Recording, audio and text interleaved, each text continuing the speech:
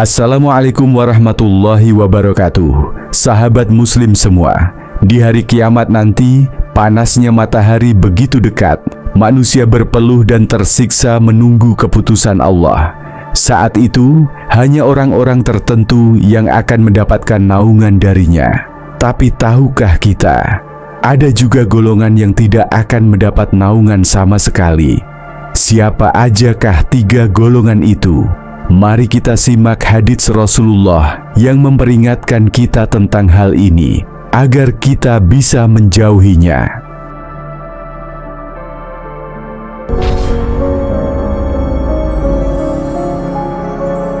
1. Pemimpin yang zalim. Sahabat muslim yang semoga selalu dalam lindungan Allah. Golongan pertama yang tidak akan mendapat naungan Allah di hari kiamat adalah pemimpin yang curang dan zalim. Rasulullah bersabda, 3 golongan yang Allah tidak akan ajak bicara, tidak akan melihat mereka, dan tidak akan menyucikan mereka, serta bagi mereka azab yang pedih. Hadis riwayat Muslim nomor 106.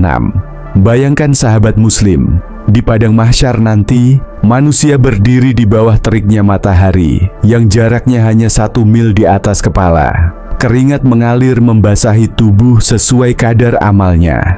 Di saat sebagian orang mendapatkan naungan dari Allah, pemimpin yang zalim justru akan dibiarkan tanpa perlindungan, merasakan panas dan penyesalan yang luar biasa. Mengapa sampai seberat itu hukumannya? Karena kepemimpinan adalah amanah yang agung. Allah berfirman dalam Quran Surah An-Nisa ayat 58. Sesungguhnya Allah menyuruh kamu menyampaikan amanat kepada yang berhak menerimanya, dan menyuruh kamu apabila menetapkan hukum di antara manusia, supaya kamu menetapkan dengan adil. Amanah kepemimpinan bukanlah kehormatan untuk dibanggakan, melainkan beban yang kelak akan dimintai pertanggungjawaban di hadapan Allah. Rasulullah bahkan pernah mengingatkan dalam hadits riwayat Bukhari dan Muslim, tidaklah seorang hamba yang Allah jadikan pemimpin atas rakyat, lalu ia meninggal dalam keadaan menipu rakyatnya, melainkan Allah akan mengharamkan surga baginya. Sahabat muslim, inilah betapa beratnya konsekuensi bagi pemimpin yang curang. Seorang pemimpin zalim mungkin terlihat hebat di mata manusia, duduk di kursi empuk, memerintah dengan suara lantang. Tetapi jika ia mengkhianati rakyat, menindas yang lemah, menutup mata terhadap kebenaran, memakan hak orang lain, atau memutuskan hukum demi kepentingan pribadi, maka semua itu akan berubah menjadi beban dosa yang memberatkannya di akhirat. Dan ingatlah, kepemimpinan itu tidak hanya berarti memimpin negara. Seorang kepala rumah tangga adalah pemimpin bagi keluarganya.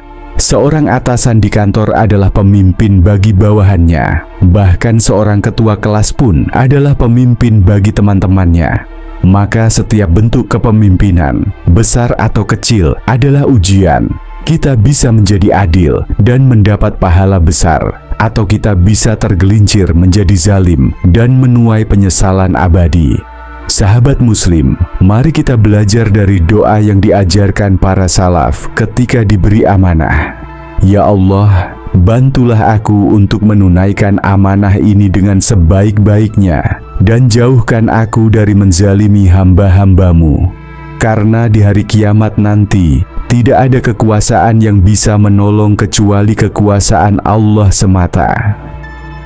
Orang kedua yang isbal karena sombong. Sahabat muslim yang dirahmati Allah, golongan kedua yang tidak akan mendapat naungan Allah di hari kiamat adalah orang yang isbal karena sombong. Apa itu isbal? Isbal adalah menjulurkan pakaian, baik sarung, celana, atau jubah, melewati mata kaki dengan tujuan pamer atau merendahkan orang lain. Rasulullah bersabda, barang siapa menjulurkan pakaiannya karena sombong, maka Allah tidak akan melihatnya pada hari kiamat. Hadis riwayat Bukhari nomor 5783, Muslim nomor 2085. Perhatikan, sahabat muslim, dalam hadits ini Rasulullah menekankan niat kesombongan. Artinya, masalah utamanya bukan panjang kainnya semata, tetapi rasa angkuh di hati, merasa diri lebih tinggi, lebih mulia, dan ingin dilihat oleh orang lain. Kesombongan adalah penyakit hati yang berbahaya. Dalam hadits riwayat Muslim, Rasulullah bersabda, "Tidak akan masuk surga orang yang di dalam hatinya terdapat kesombongan seberat biji sawi." Isbal di zaman dahulu sering dilakukan oleh orang-orang kaya atau bangsawan sebagai simbol status sosial. Mereka menjulurkan pakaian panjang-panjang karena mampu membeli kain mahal dan banyak, lalu memandang rendah mereka yang pakaiannya sederhana. Inilah yang dilarang keras oleh Rasulullah, karena sikap itu menunjukkan kesombongan yang memutuskan seseorang dari rahmat Allah. Sahabat Muslim, kita perlu berhati-hati.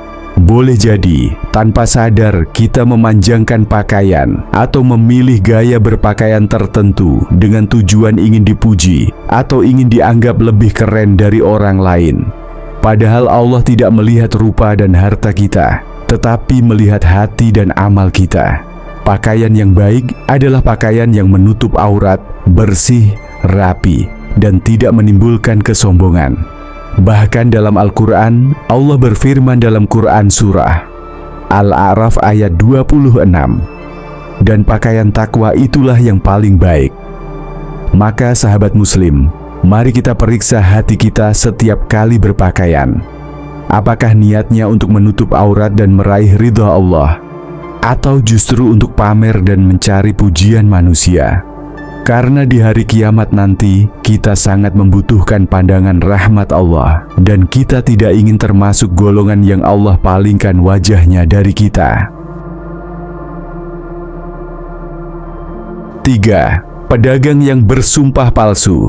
Sahabat Muslim yang dimuliakan Allah, golongan ketiga yang tidak akan mendapat naungan Allah di hari kiamat adalah pedagang yang berjual beli dengan sumpah palsu.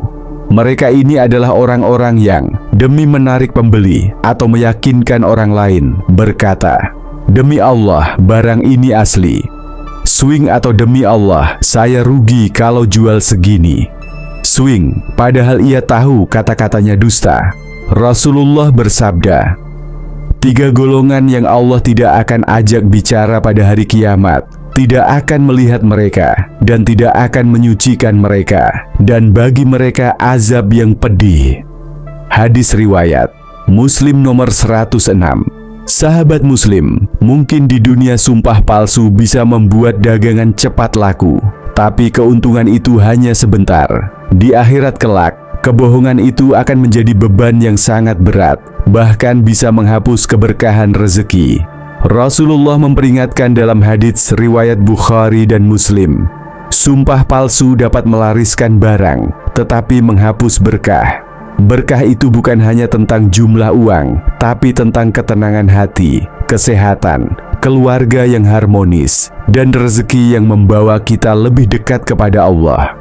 Jika berkah dicabut, uang yang banyak pun tidak akan mendatangkan kebahagiaan, bahkan bisa menjadi sumber masalah. Sahabat Muslim, sumpah adalah sesuatu yang agung dalam Islam. Mengucapkan demi Allah berarti kita menjadikan nama Allah sebagai saksi atas ucapan kita. Maka bayangkan betapa besar dosanya jika kita berani membohongi orang lain sambil mengatasnamakan Allah. Ingatlah firman Allah dalam Quran Surah An-Nahl ayat 94. Dan janganlah kamu jadikan sumpah-sumpahmu sebagai alat penipu di antaramu, yang menyebabkan kaki kamu tergelincir setelah kokoh.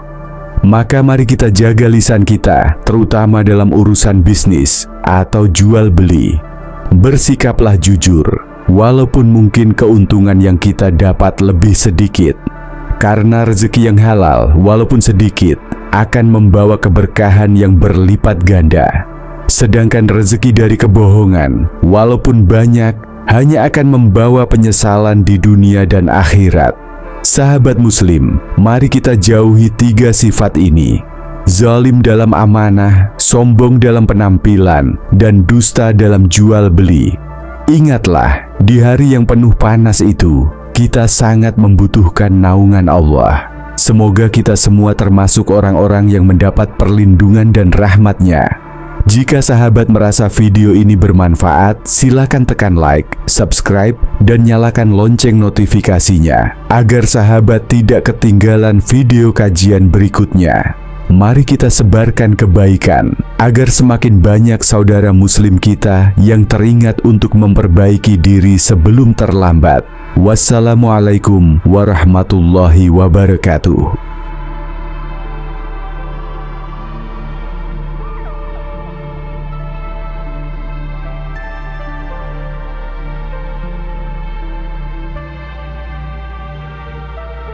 Sebelum saya menutup video ini, izinkan saya dengan penuh rasa hormat dan kerendahan hati untuk memohon maaf jika dalam video ini terdapat kesalahan, baik dalam bentuk gambar, video, dan kata-kata, atau penyampaian informasi yang kurang jelas atau tidak sesuai. Kami menyadari bahwa sebagai manusia biasa, kami tidak luput dari kekurangan dan kekhilafan. Segala kebenaran yang disampaikan dalam video ini berasal dari Allah Subhanahu wa Ta'ala, sedangkan segala kesalahan adalah murni dari keterbatasan dan kekurangan kami sendiri.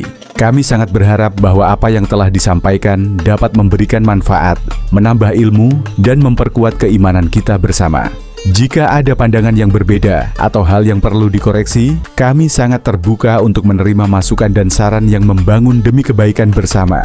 Dukungan Anda sangat berarti bagi kami. Oleh karena itu, jangan lupa untuk memberikan like, komentar, serta subscribe agar kami bisa terus menyajikan video-video edukatif dan bermanfaat di masa mendatang. Semoga Allah Subhanahu wa Ta'ala senantiasa memberikan petunjuk, keberkahan, dan perlindungan kepada kita semua dalam menjalani kehidupan sehari-hari. Jazakallahu khairan.